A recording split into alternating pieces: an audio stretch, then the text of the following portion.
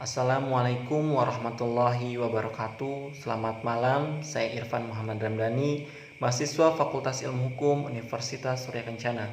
Baik, kali ini saya akan mencoba mengulas atau merangkum apa yang telah dosen saya sampaikan mengenai hukum pidana. Hukum pidana merupakan hukum publik yang mengatur hubungan antara perorangan atau individu dengan negara. Menurut Profesor Mulyatno, hukum pidana mempelajari akan 3 hal. Yang pertama yaitu perbuatan pidana, yang kedua pertanggungjawaban pidana, dan yang ketiga adalah sanksi pidana.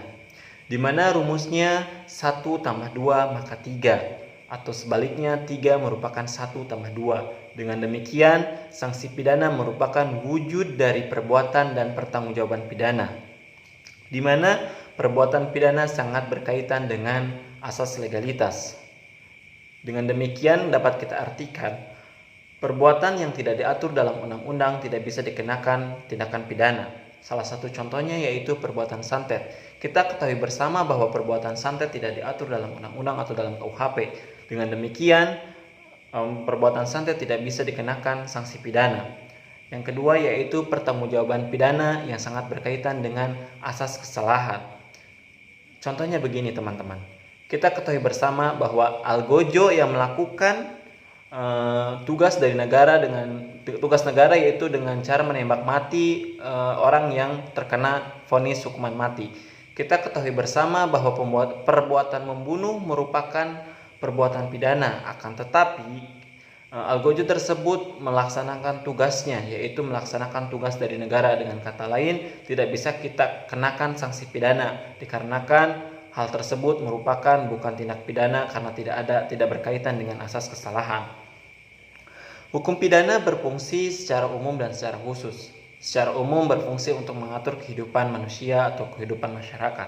Secara khusus, hukum pidana berfungsi untuk melindungi kepentingan hukum dari hal-hal yang memperkosanya dengan cara memberikan sanksi yang sifatnya lebih tajam dibandingkan sanksi-sanksi lainnya.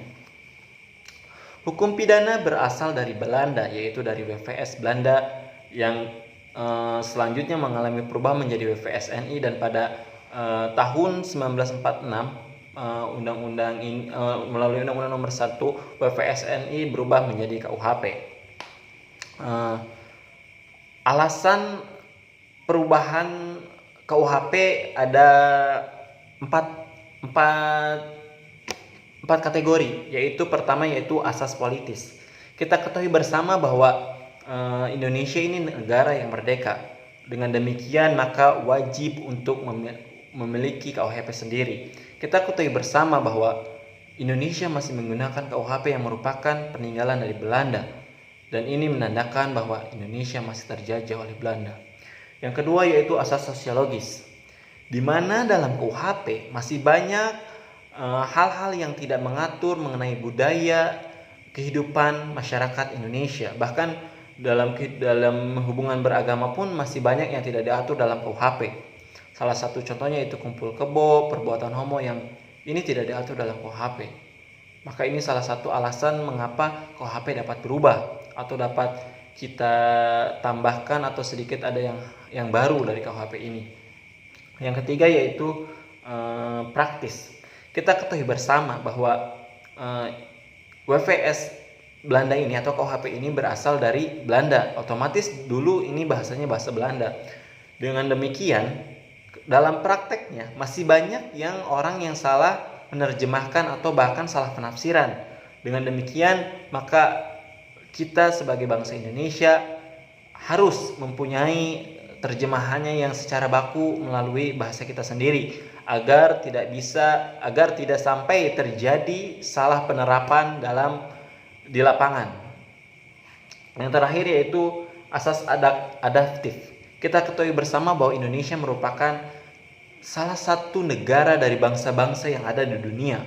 Dengan demikian kita harus menerapkan atau memasukkan asas-asas yang bersifat universal yang sifatnya internasional. Salah satunya yaitu asas terorisme, asas narkotika, dan lain sebagainya. Adapun cara-cara perubahan KUHP, yang pertama yaitu asas kriminalisasi, di mana dalam asas ini, di mana tadinya suatu perbuatan tidak diatur dalam undang-undang, atau tidak ada sanksi pidananya. Akan tetapi dalam perkembangan zaman atau perkembangan kehidupan masyarakat, maka diaturlah undang-undang yang mengatur perbuatan tersebut.